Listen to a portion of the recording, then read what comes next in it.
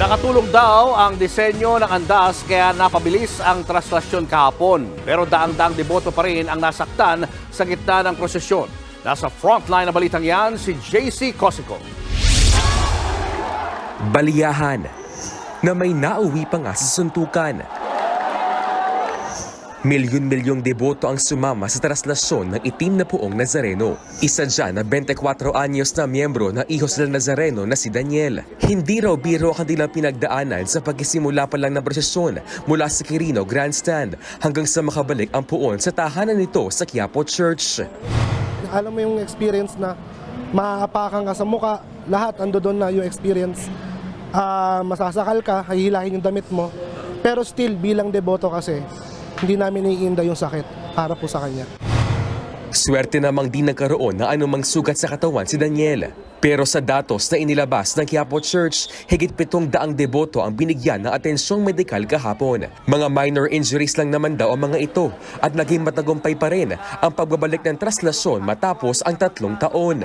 Nakatulong din daw ang pagbabago sa disenyo ng andas para mapabilis ang traslasyon na umabot lang ng 15 oras. Generally speaking po ay mas mababaho yung mga sumampa. Pero dahil doon sa bagong andas, hindi naman po sila nagtagal din. Maliban doon sa mga nasa likurang bahagi na may mga nagtagal po doon sa dulo ng krus. Maaga raw pagpapalanuhan ng simbahan ang susunod na traslasyon. Yung andas na ginamit natin ho ngayon ay mukhang definitely yan pa rin po ang ating gagamitin pa rin naman sa mga susunod na taon.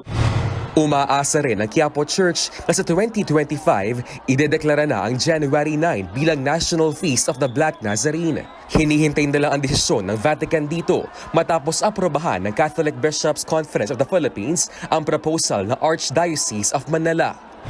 Pag naging national celebration ito, ay baka hindi po malayo na mangyari na talagang holiday po sa buong bansa para mas mabigyan po ng pagkakataon na makapagdiwang din ang mga kadeboto natin sa iba't ibang probinsya. Sa darating na January 29, idedeklara ng isang national shrine o pambansang dambana ang Quiapo Church. Nagbabalita mula sa Frontline, JC Cosico, News 5.